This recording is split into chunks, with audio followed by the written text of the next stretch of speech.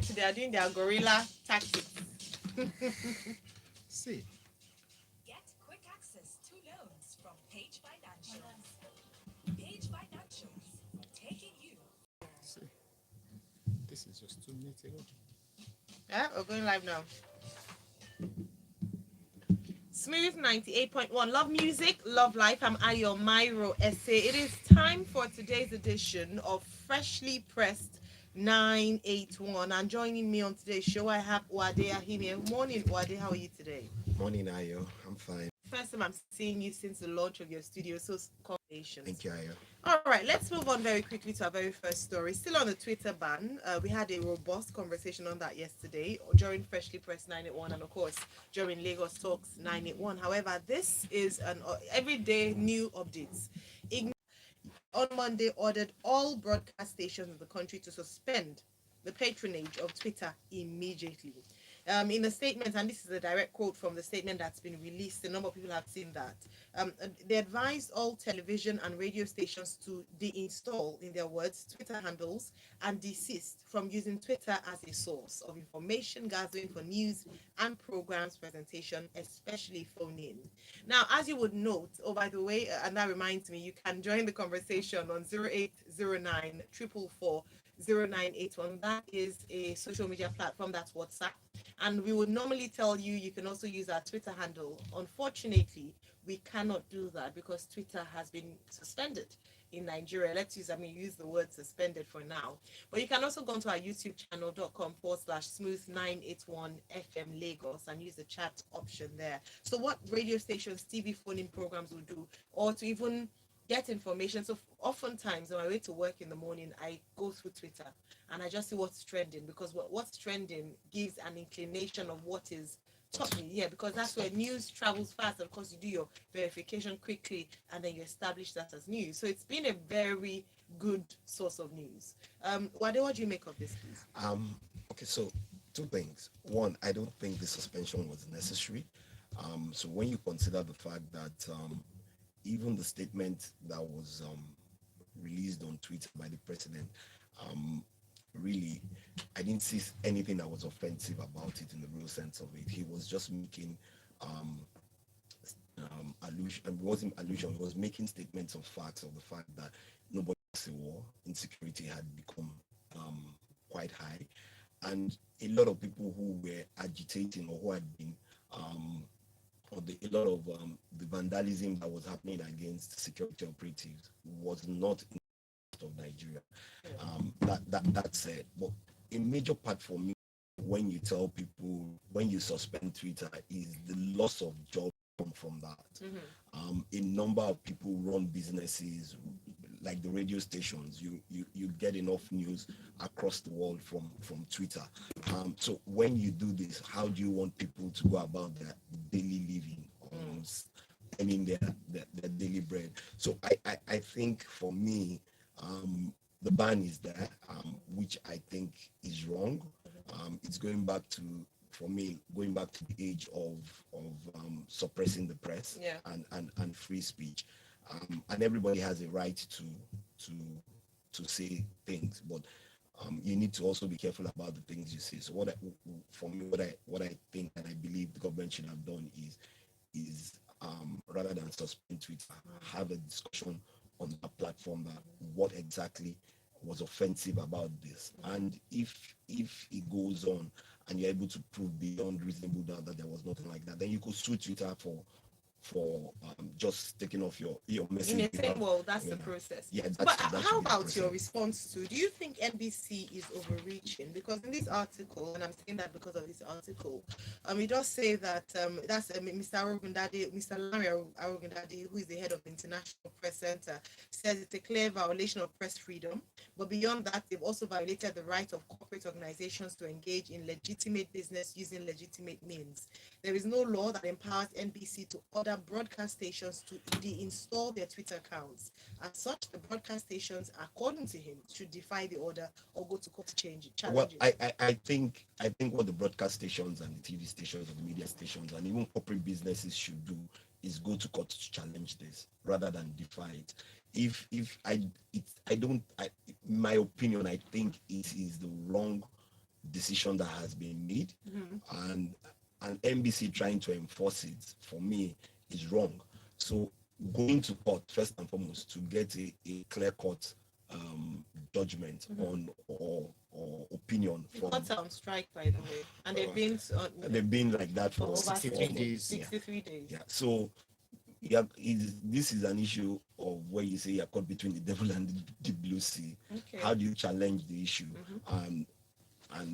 Government is wielding the long arm of the law. Yeah. It's long arm of the law. Yeah. Is it right? I don't think it Which is. law?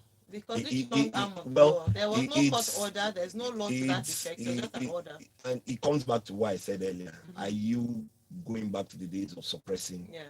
the freedom of speech? Yeah. Because I don't see any law, but the courts are not there to tell us if there's any available law that would handle this. All right. Thank you very much. Dick Malausa says, why they said government ought to have sued Twitter. Please, how do you sue Twitter when they are not present in the country? You can actually Yeah, sue you can. There are international laws that help you Yes. sue those, Absolutely. go through those processes. And then Samuel from Lekki says, I disagree with the analyst on the president's tweet not being offensive. Reference to the civil war was connected to the threat of, in the language they understand. Twitter acted because Nigerians reported the tweet, which is good. And then someone says, this is from, please put your name, says NBC's Twitter handle is still functional. They're not tweeting, but it's still there. And so they haven't been installed. And their word is uninstalled, that we popularly refer to it as.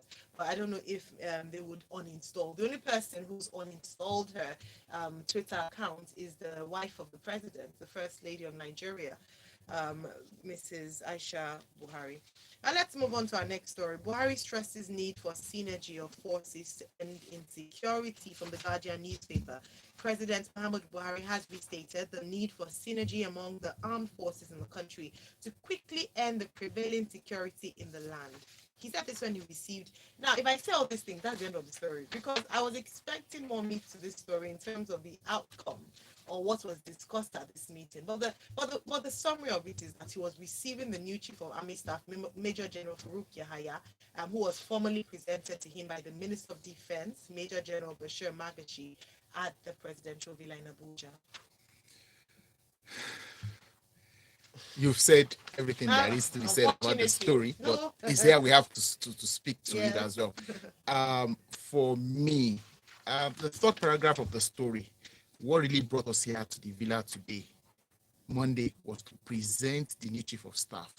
I mean, I'm trying to imagine if we had built institutions rather than look to strong men in things we do in this country, maybe this would not have been necessary. You have appointed the man 2-3 weeks ago. Unfortunate the incidences that brought this on. Yes, Yeah.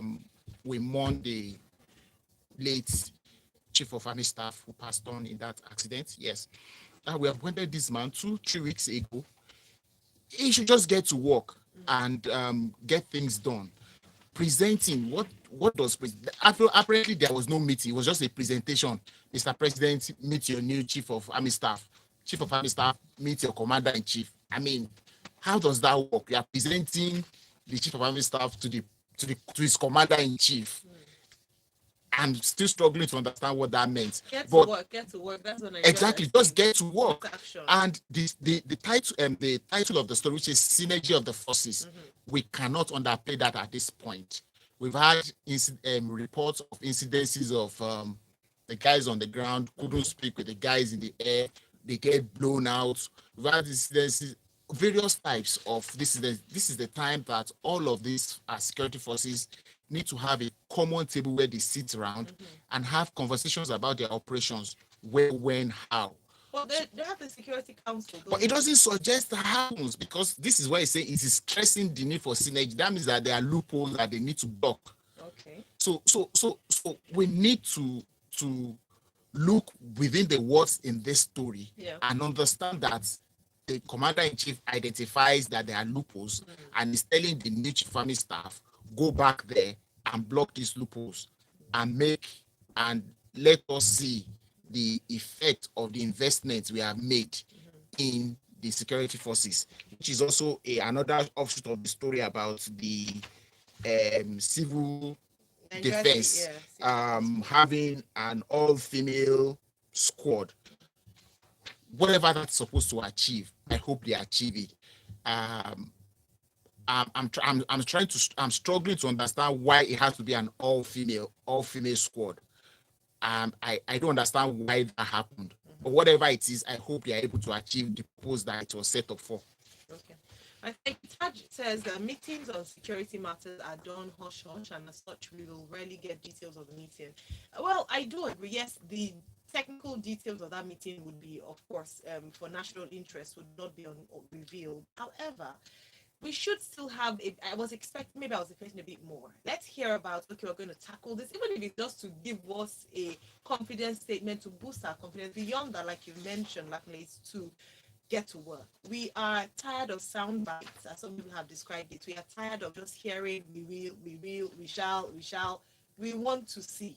You understand? And we're going to talk about, issues around security later on in the course of the show. But let's go on to our next story. Wade Buhari seeks lower oil production costs, target 40 billion barrels reserve. This day newspaper. President Muhammadu Buhari yesterday called on the operators of Nigeria's oil and gas industry to search for more efficient ways of exploiting the commodity to reduce the cost of production per barrel. Again, well, another speech he's made at the fourth edition of the Nigeria International Petroleum Summit in Abuja. Like he's always been.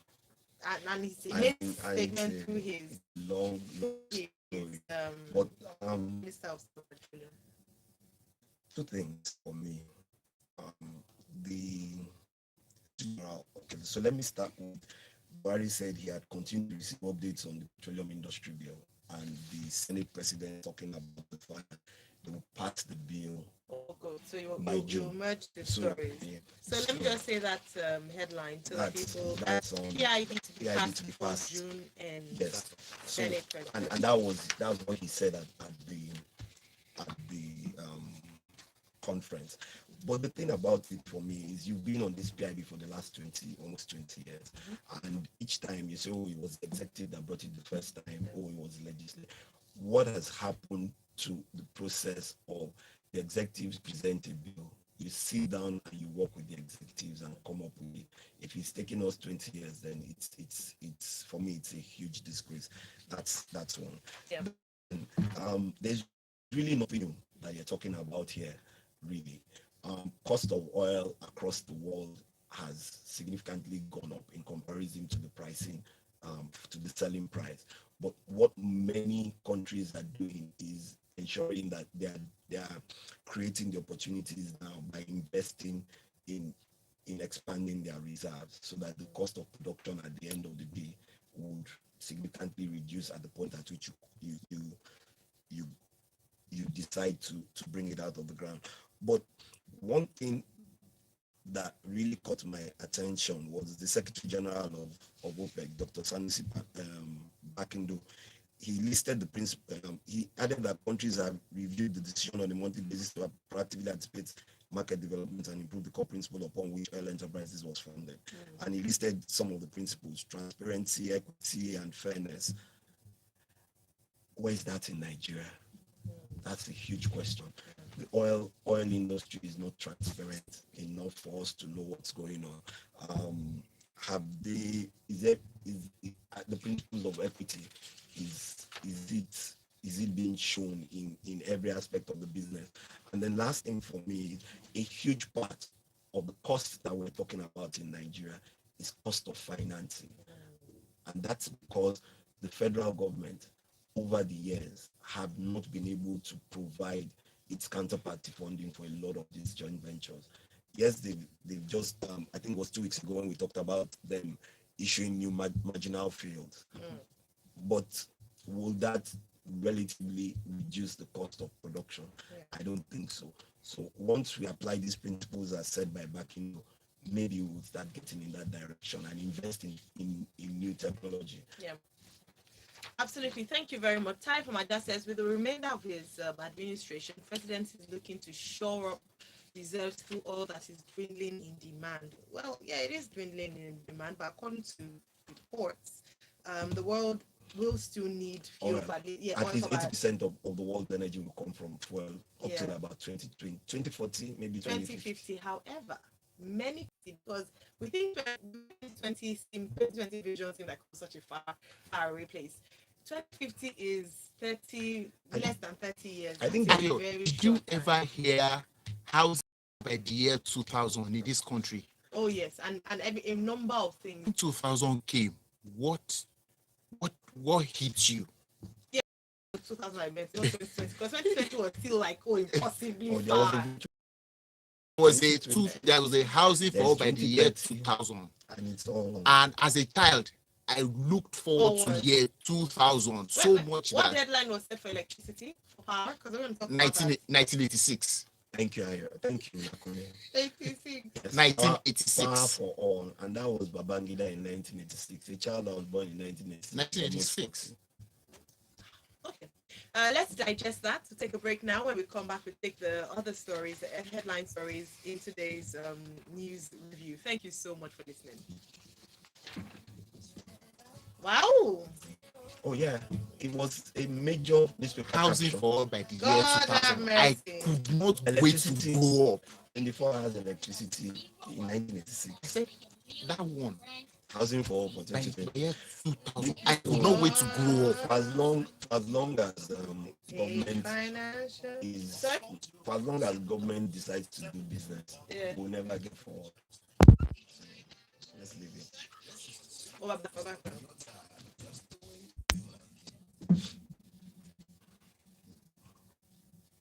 Smooth 98.1, love music, love life. It's still freshly pressed 981. This is our newspaper review with detailed analysis here on Smooth 98.1. Earlier on, we looked at the Twitter ban, ignore Nigerian government's illegal directive, media experts urge broadcast stations. We also looked at Buhari stressing the need for synergy of forces to end insecurity. Also, that the PIB is set to be passed before June ends, and the president seeking lower oil production costs, targeting 40 billion naira barrels reserve. If you'd like to contribute to today's conversation, please do so using our WhatsApp platform 0809 444 0981. Also, our YouTube page, youtube.com/smooth981FM Lagos. You can use the chat box. Right. We have Kingsley Peter saying, so now how long are we going to wait for the court to sit? Because this is getting out of hand.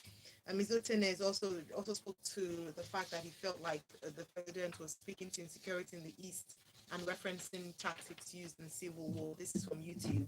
And then Michael from Ikeja says, and are we now being dictated to? Isn't Twitter ban a violation of human rights? I just hope our human rights activists are preparing to actually, a number of people have said they're going to sue. Let's come to you, Lakune. IG suspends issuance of spy plate numbers, tinted glasses. I like the look on your face. This day newspaper. You know, when I saw this headline, when I heard about it, when I saw it yesterday, when it broke, I thought, okay, interesting. Number one was I wanted to find out how this would be implemented, how this would be executed, because is it that because we know how these things can be abused by, unfortunately, by men in uniform, in terms of, is it now if you drive a tinted car, because mine, I have, so that you quickly don't drive, so they don't stop you, it's immediate. And then is this the same old story, another idea, because he said no roadblocks. When I saw that one, I just dropped it. I got another story again. But tell me, what do you think about this? Okay, to your own matter, to your matter of the story. Yeah. When you approach a police stop or whatever, just quickly roll down your screens so that it is not visible that it is tinted. That's the way to go about that. If you have a permit originally. But what the story tells me is that when this IG was appointed, everybody said, wait for these regular sound bites. Yes. And all those things are already here.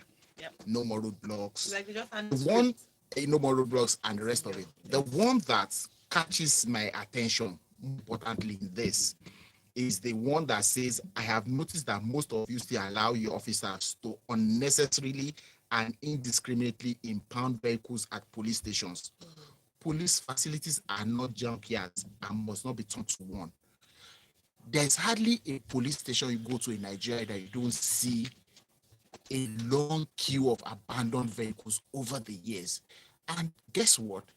If anybody is going to attack a police station, these vehicles that are in their stations offer these people a good hiding place, whether it's whatever it is to be planted, those places, those vehicles offer them that opportunity to be able to do it very easily. Now, why would policemen impound vehicles and keep them 1 year, 1 week, years in that place? Some have even completely rotted on the spot where they are. This one is the one that appeals to me, and I hope that this directive will not join the rest of the other directives. No roadblocks, but yes, we still have roadblocks. No spy plate number. But guess what? The people who cover number plates, who are they? It is your people. It is the same people in the police who cover their number plates. The same people who say they have permits to do so. I mean, one can understand, why do you need to cover your number plates? There's no reason for you to do so. But we have this idea that I am above the law. I Which can is said do that people who money men use this as a status thing. exactly. That's why you have people who necessarily have no business having a police escort go to a DIG and pays to get a police escort as a status that I have also police consider guarding this me. as a revenue generation opportunity for the police. So the question now is, how do you ensure that it's done more efficiently? There are some people who actually do require this kind of number plates, and a number of cars that come into this country are tinted, so you require the tint permit. So all these things are, but is it easy for us to get these things? Like you said, your car has a tint permit. My brother's car, he doesn't live in the country, but he's applied for a tint permit for the last 3 years online.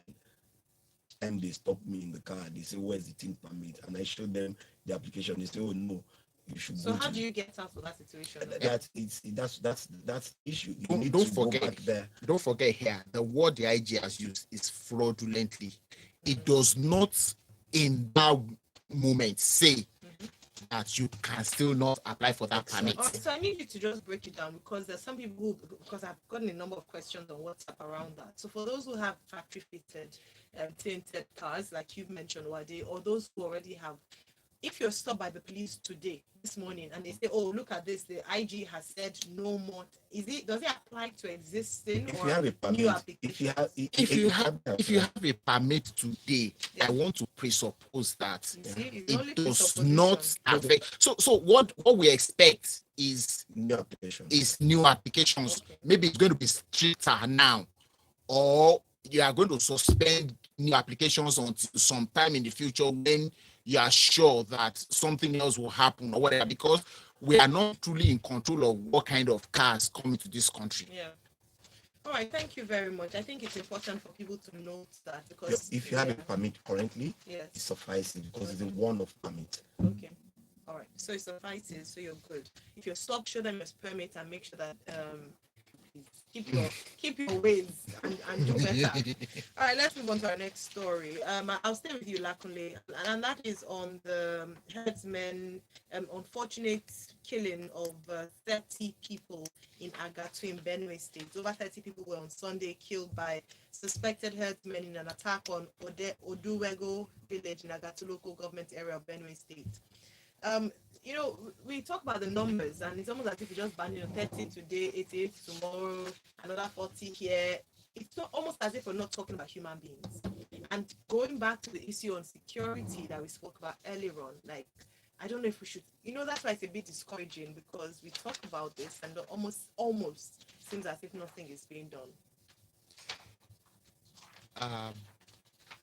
The water in broth is actually much more than is necessary or is needed. That's our situation in Nigeria. Let us not forget that Nigeria covers about 362,000 square kilometers.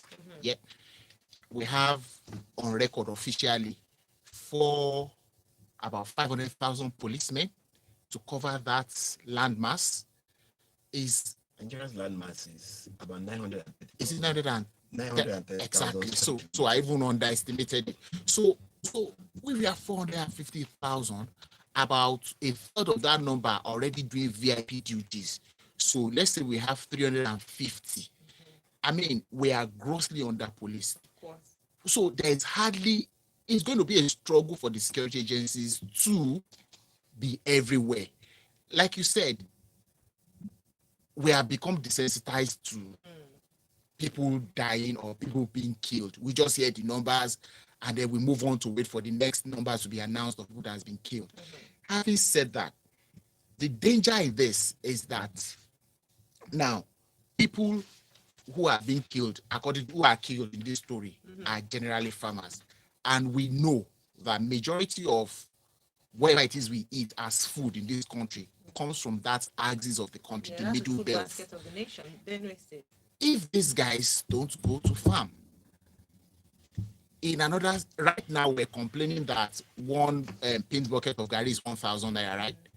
In another 6 months, if we see it to buy at all, it will be a miracle, because that is where that is the danger in this living. That one is probably even a bigger danger. Food security. Yes. A country that cannot feed itself is the most unsecured country in the world, and we are headed in that direction with this. So it is very important that whatever it is that we need to do to solve this problem, if we have to get people to the table to sit down, what is your problem? What do you want?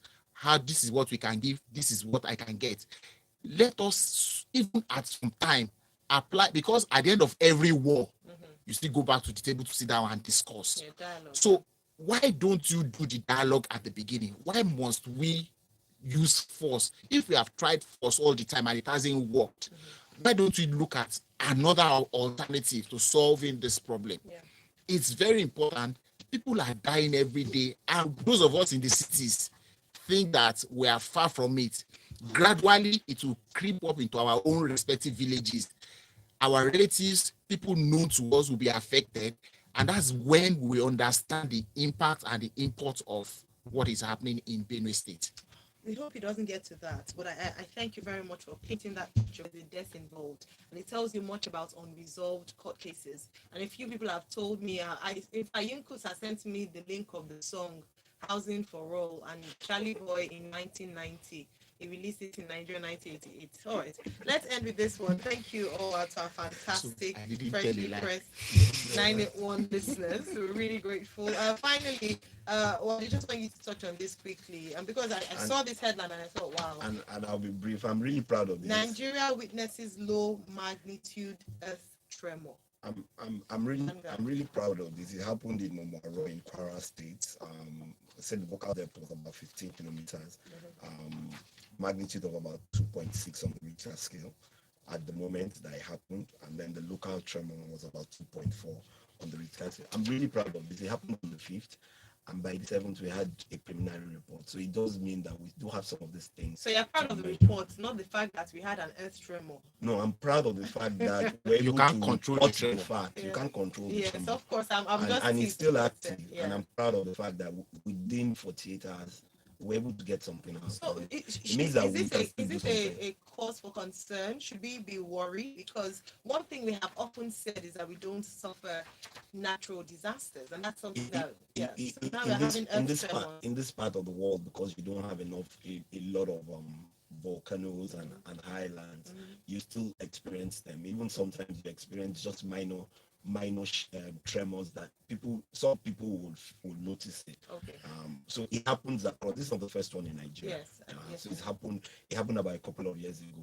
But the fact that we were able to report it within 48 hours is brilliant, meaning that we do have some equipment to check these things. All right, excellent. Thank you all so much. Don't forget to take this conversation on to a more robust conversation at 9 o'clock during Lagos Talks 981.